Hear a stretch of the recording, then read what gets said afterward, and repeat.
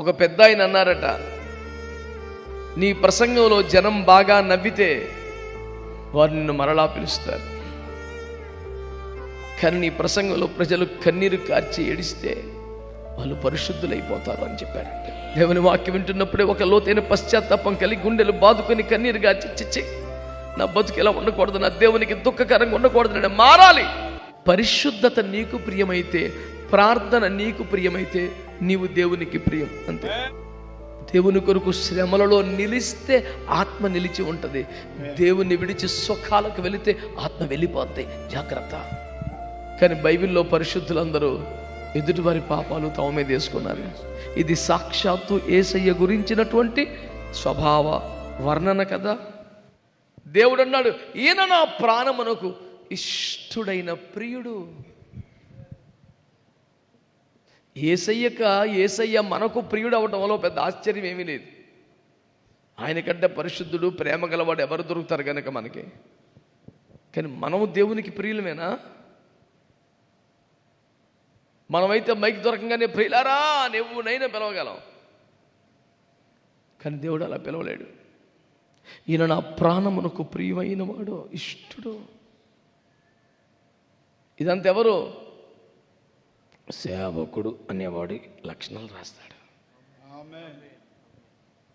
సేవకుడు అంటే ఎలా ఉండాలి? ఏర్పరచబడిన వాడై ఉండాలి, దేవుని ఏర్పాటులో నిలిచిన వాడై ఉండాలి. సేవకుడు అంటే ఎవరో? దేవుని ప్రాణమునకు ప్రియమైన వాడై. కడుపుబ్బా నవ్వించే ప్రసంగికులకు, ఆ నవ్వించే ప్రయత్నములో అపశృతులు దొర్లే. ఒక పెద్ద ఆయన అన్నారట, నీ ప్రసంగంలో జనం బాగా నవ్వితే వారు నిన్ను మరలా పిలుస్తారు, కానీ నీ ప్రసంగంలో ప్రజలు కన్నీరు కార్చి ఏడిస్తే వాళ్ళు పరిశుద్ధులైపోతారు అని చెప్పారంట. ప్రసంగం చెప్పినంతసేపు కడుపుబ్బ నవ్వి కొట్టుకు పక్కన కొట్టి ఇటుబడి అటుబడి ఇంటికి వెళ్తూ కూడా త్రోవలోనే అయ్యే తలుచుకొని నవ్వుకొని మళ్ళీ అలాంటి పనికి మాలిన ప్రసంగి కూడా వస్తాడంటే ఎగబడే జనానికి ఏం కరువా?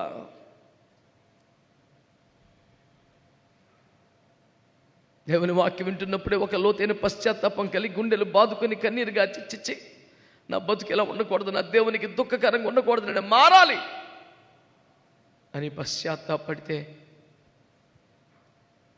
దేవునికి ఇష్టమైన సేవది కదా. ఇతడు నా ప్రాణమునకు ప్రియుడు ప్రియుడు. దానియేలు గురించి కదా ఆ మాట చెప్పాడు, నీవు బహుప్రియుడు గనుక నీ యొద్దకు పంపబడితిని. దేనికి బహుప్రియుడైపోయాడు? పరిశుద్ధత కోసం ప్రాణం కోల్పోవడానికి సిద్ధపడ్డాడు. 2, ప్రార్థన కోసం ప్రాణం కోల్పోవడానికి ఇష్టపడ్డాడు. పరిశుద్ధత నీకు ప్రియమైతే, ప్రార్థన నీకు ప్రియమైతే నీవు దేవునికి ప్రియం. అంతే. ఇందులోకి అర్థం కాని బేబొచ్చని మర్మలు ఏమున్నాయి? ఇంకా రాజు భోజనం పెడితే అమ్మో తింటే అపవిత్రం అయిపోతానంటే రాజుగారికి ఎంత కోపం వస్తుంది? నన్ను నా దేవతల్ని అపవిత్రం అంటాడు, సంపేవతల పడినానంటే ఆశ్చర్యం ఏమి లేదు. అలా చచ్చిపట్టుకుడు ప్రిపేర్ అయిపోయాడు. ప్రాణము కంటే పరిశుద్ధత ప్రియం, ప్రాణము కంటే ప్రార్థన ప్రియం. అలాంటి వాడే దేవునికి ప్రియం. ఏర్పరచబడ్డవాడు, నా ప్రాణమునకు ప్రియమైన వాడు. 3వది, ఈయన మీద నా ఆత్మనుంచెదను. దేవునికి స్తోత్రం చెప్పండి. దేవుని ఆత్మ తన మీద అలాగా నిలిచి ఉంటుందంట. దీని వెనకాల ఒక సీక్రెట్ చెప్తాను మీకు నేను. దేవుని కొరకు శ్రమలు పడతాడని అర్థం. 10 రోజులు ఉపవాసం ఉంటే మేడగదలు ఆత్మహత్య కదా చాలు అనుకుంటున్నారా? అది ఒక అనుభవమే. 4:12 మొదటి పేతురులు అంటాడు, అగ్ని వంటి మహాశ్రమ మీకు కలిగినప్పుడు ఏదో ఒక వింత సంభవించినట్టుగా భావించకండి, కానీ ఆనందపడండి. ఏలయనగా మహిమా స్వరూపకు దేవుని ఆత్మ మీ మీద నిలుచుచున్నాడు. శ్రమల మార్గంలోకి రాకుండా, క్రీస్తు నిమిత్తము, సువార్త నిమిత్తము, బోధ నిమిత్తము నీవు శ్రమపడే అనుభవాలు నీకు రాకుండా మహిమా స్వరూపకు దేవుని ఆత్మ మీ మీద నిలబడేది ఎప్పుడు? ఎలా?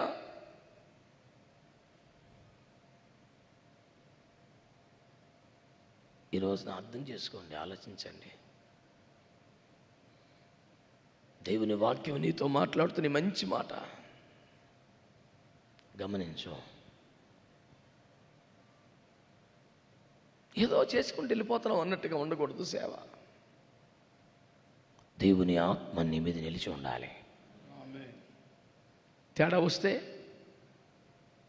తిమ్నాతుకు వెళితే అడ్రస్ మారిస్తే, బండ సందులో ఉండవలసిన నీవు ఇంకొక సందులోకి వెళ్తే యెహోవా ఆత్మ అతనిని ఎడబాసెను.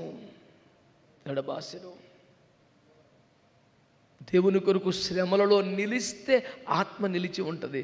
దేవుని విడిచి సుఖాలకు వెళితే ఆత్మ వెళ్ళిపోద్ది. జాగ్రత్త.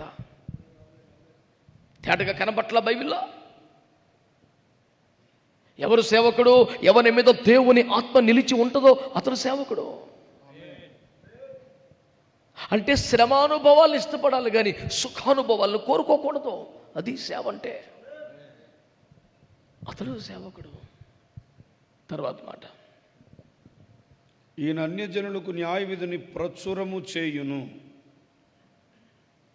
ఏది న్యాయం, ఏది అన్యాయం అన్య ప్రజలకు కూడా ప్రచారం చేస్తాడంట. అప్పుడు ఎగతాళి రాదా, నింద రాదా, అవమానం రాదా, తృణీకారం రాదా? అప్పుడు ఏం చేస్తాడంట? చదువు. ఈయన జగడమాడడు, కేకలు వేయుడు. అయినా జగడమాడంట, అయినా కేకలు వేయడంట, వీధిలో తన కంఠ స్వరము వినబడనివ్వడంట.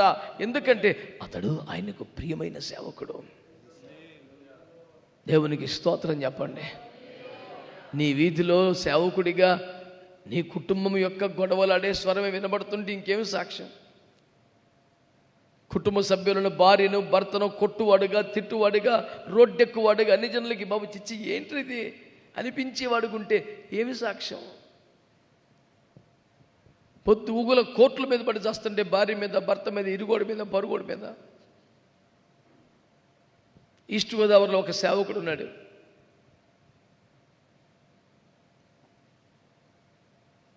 రావులపాలెం దగ్గరలో.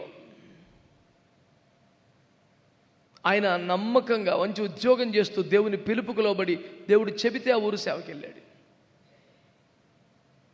సహజంగానే ఆ ఊర్లో కొన్ని వ్యతిరేకతలు వచ్చాయి. ఇప్పటికి 25 సంవత్సరాలు. మందిరాన్ని కొంచెం నష్టం చేశారు, సభను పాడు చేశారు, చర్చిలో సౌండ్ సిస్టమ్ అంతా ధ్వంసం చేశారు. ఇలాంటివి జరిగాయి. ఎప్పుడు ఏ చిన్న సమస్య వచ్చినా ఆయన తిరిగి వారితో వాదులాడలేదు కానీ వారందరి మీద చాలా పకడ్బందీ సెక్షన్లతో కేసులు పెట్టాడు. గత 25 సంవత్సరాలుగా ఆయన సభలకు వెళ్ళిన దానికంటే కోర్టులకు వెళ్ళిందే ఎక్కువ. ప్రతిసారి ఆయనే గెలిచాడు, ప్రతి కేసులో ఆయనే గెలిచాడు. 25 సంవత్సరాల తర్వాత కూడా సంఘం 25 దాటలేదు. ఏమి తేలుతోంది ఇక్కడ?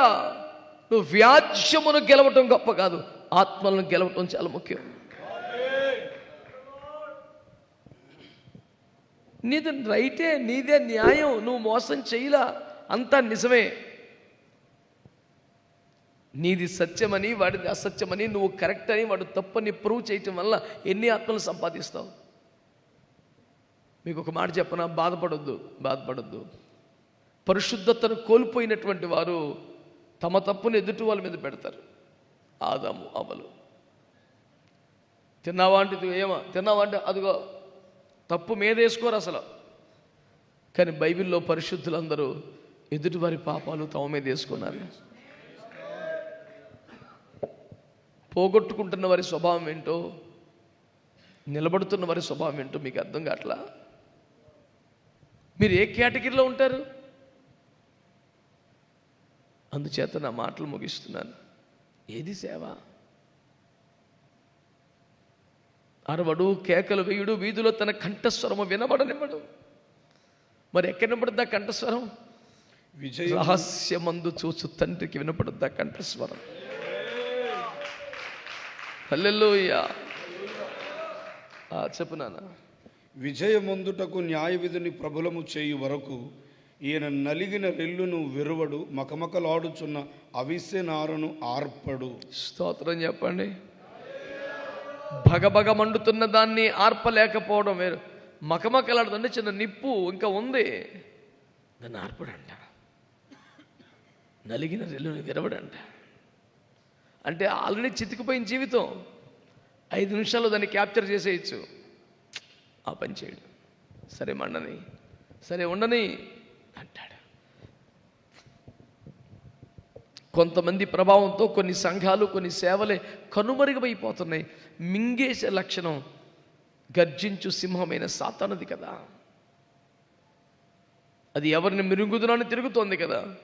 కొంతమంది సేవకులను, సేవలను నువ్వు మింగేస్తున్నావే, తప్పు తప్పు. ఈ పూట నా మాటలు ముగిస్తున్నాను. ఎవరు దేవుని సేవకుడు? ఇది సాక్షాత్తు యేసయ్య గురించినటువంటి స్వభావ వర్ణన కదా. నీవు అలాంటి సేవకుడిగా ఉండాలని నీకు ఆశ లేదా? మళ్ళీ చెప్తున్నాను, చంపేయడం సేవ కాదు, అద్భుతాలు సేవ కాదు, చారిటీయే సేవ కాదు, విజ్ఞాపన సేవ, శుద్ధీకరించడం సేవ, ఏర్పాట్లో నిలబడి ఈ లక్షణాలు కలిగి ఉంటాం దేవుని సేవ. ప్రభు చిత్తమైతే ఇలాంటి సేవకు మన జీవితాన్ని సమర్పించుకుందామా?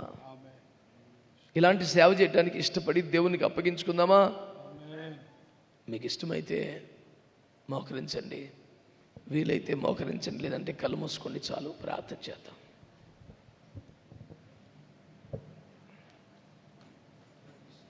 Thank you Holy Spirit. Hallelujah, hallelujah. ఒక్క 2 నిమిషాలైనా ప్రార్థన చేసుకొని వెళ్దాం. ఒక్క 2 నిమిషాలు, పోనీ 5 నిమిషాలు ఎవ్వరూ మౌనంగా ఉండకుండా స్వరమెత్తి స్వరమెత్తి స్వరమెత్తి స్వరమెత్తి భారముతో, కన్నీళ్లతో ప్రార్థన చేద్దామా? ఇంకా మౌనంగా ఉన్నారే? గుసగుసలాడే సమయం కాదు, మౌనంగా ఉండే సమయం కాదు. చాలామంది స్వరం ఎత్తాలి, చేతులు ఎత్తాలి, స్వరం ఎత్తాలి, చేతులు ఎత్తాలి, భారం తెచ్చుకొని ప్రభు దృష్టికి సేవేది. ప్రాణమునకు ప్రియుడైపోవాలి నువ్వు. చేతులు ఎత్తారు కానీ స్వరం ఎత్తరే, చేతులు ఎత్తారు కానీ స్వరం ఎత్తడం లేదు. మాట్లాడదాం మాట్లాడదాం మాట్లాడదాం మాట్లాడదాం. స్తోత్రం.